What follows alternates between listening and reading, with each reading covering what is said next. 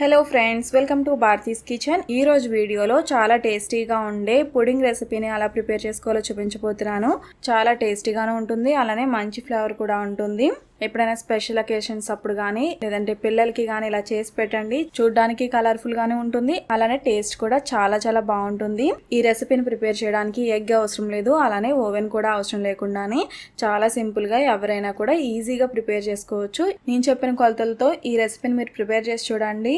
Perfect recipe, guarantee అన్నమాట. Fail అయ్యే ఛాన్సే లేదు. వంట రాని వాళ్ళు, ఫస్ట్ టైం పుడింగ్స్ ని ప్రిపేర్ చేసే వాళ్ళకి కూడా చాలా చాలా పర్ఫెక్ట్ గా వస్తుంది.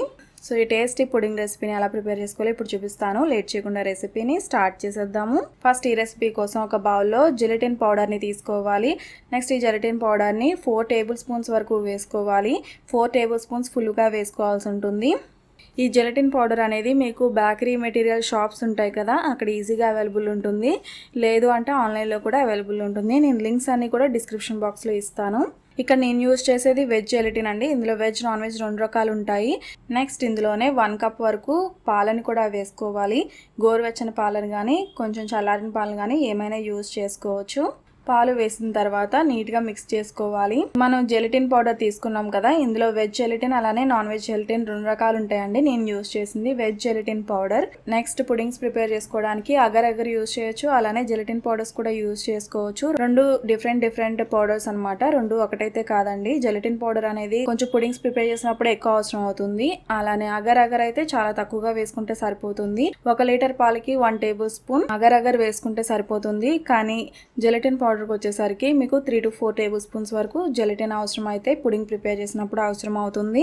జెలటిన్ ఇలా మిక్స్ చేసుకున్న తర్వాత దీన్ని కాసేపు పక్కన పెట్టుకోవాల్సి ఉంటుంది. నెక్స్ట్ ఒక ప్యాన్లో 3 కప్స్ వరకు పాలను వేసుకోవాలి. 3 కప్స్ అంటే ఇంచుమించుగా 750 ml అనమాట. ఆల్రెడీ మనం 1 కప్ వరకు జెలటిన్ మిక్స్లో వేసాం కాబట్టి ఇక్కడ 3 కప్స్ వరకు పాలను వేసుకోవాలి. టోటల్గా నేను యూజ్ చేసింది 1 లీటర్ వరకు పాలను యూజ్ చేశాను. నెక్స్ట్ ఇందులోనే 3/4 కప్ వరకు పంచదారని కూడా వేసుకోవాలి. పాలు మరుగుతూ ఉండగా నెక్స్ట్ ఇందులో ఆల్రెడీ మనం మిక్స్ చేసి పెట్టుకుని జెలటిన్ మిక్స్ని ఒకసారి బాగా మిక్స్ చేసుకుని పాలలో వేసుకుని లో ఫ్లేమ్లో కంటిన్యూస్గా మిక్స్ చేస్తూనే కుక్ చేసుకోవాల్సి ఉంటుంది. జెలటిన్ పౌడర్ వేసిన తర్వాత మీడియం ఫ్లేమ్లో పెట్టి కుక్ చేయకండి, లో ఫ్లేమ్లోనే కుక్ చేసుకోవాల్సి ఉంటుంది. జెలటిన్ పౌడర్ వేసుకున్న తర్వాత కనీసం 10 to 15 మినిట్స్ పాటు బాగా మిక్స్ చేసుకుంటూ కుక్ చేసుకోవాల్సి ఉంటుంది. జెలటిన్ పౌడర్ బాగా కలిసిపోయిన తర్వాత నెక్స్ట్ స్టవ్ ఆఫ్ చేసుకుని ఒక మౌల్లోకి ట్రాన్స్ఫర్ చేసుకోవాలి. ఇక్కడ నేను 7 ఇంచ్ మౌల్ని తీసుకుంటున్నాను.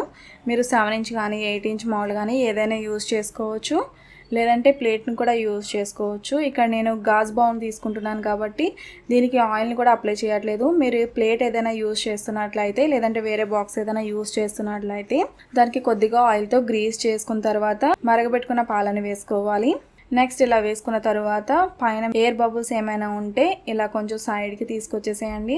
వీలైతే బబుల్స్ని బ్రేక్ చేసేసేయండి. నెక్స్ట్ ఇది బాగా చల్లారేంత వరకు కూడా బయటే ఉంచేసేయాలి. బాగా చల్లారిన తర్వాత మాత్రమే, అంటే రూమ్ టెంపరేచర్కి వచ్చిన తర్వాత మాత్రమే ఫ్రిడ్జ్లో పెట్టుకోవాల్సి ఉంటుంది. ఫ్రిడ్జ్లో మీరు కనీసం 1/2 hour to 1 hour పెట్టిన తర్వాత ఇది కొంచెం గట్టిగా అవుతుంది. నెక్స్ట్ మళ్ళీ 1 to 2 hours తర్వాత ఒక బౌల్లో 1/2 కప్ వరకు వాటర్ని వేసుకుని నెక్స్ట్ ఇందులో 2 టేబుల్ స్పూన్స్ వరకు జెలటిన్ పౌడర్ని వేసుకోవాలి. జెలటిన్ పౌడర్ వేసుకున్న తర్వాత ఉండలేం లేకుండా నీట్గా మిక్స్ చేసుకోవాలి. ఇదే మీరు అగర్ అగర్ పౌడర్తో కూడా ప్రిపేర్ చేయొచ్చు అండి. సేమ్ ఇదే రెసిపీని, నేను ఆ రెసిపీని మీకు తర్వాత చూపిస్తాను. అగర్ అగర్ జెలటిన్ కొంచెం క్వాంటిటీస్ వేరేగా వేసుకోవాల్సి ఉంటుంది. ఇలా కలుపుకున్న జెలటిన్ మిక్స్ని పక్కన పెట్టుకోవాలి.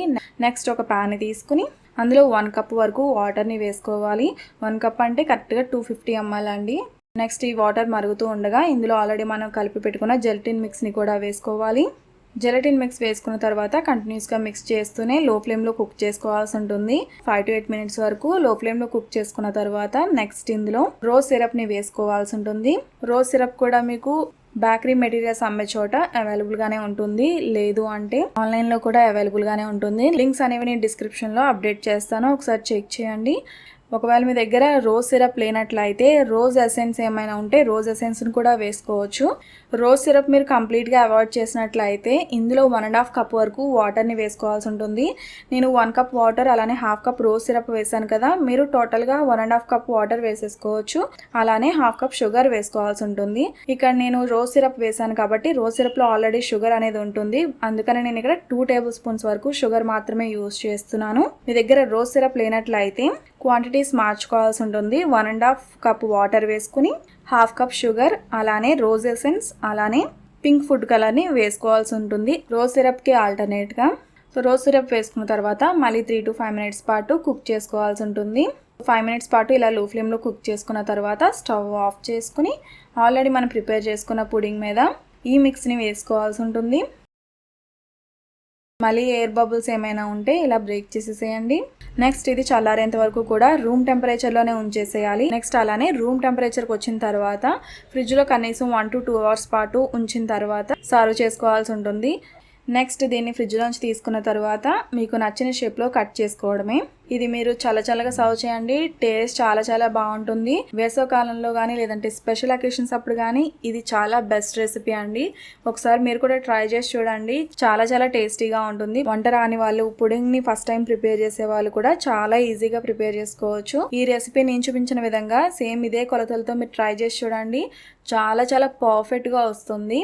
మీరు కూడా తప్పకుండా ఈ రెసిపీని ట్రై చేసి మీకు ఎలా కుదిరిందో నాకు ఈ వీడియో కింద కామెంట్ సెక్షన్లో తెలియజేయండి.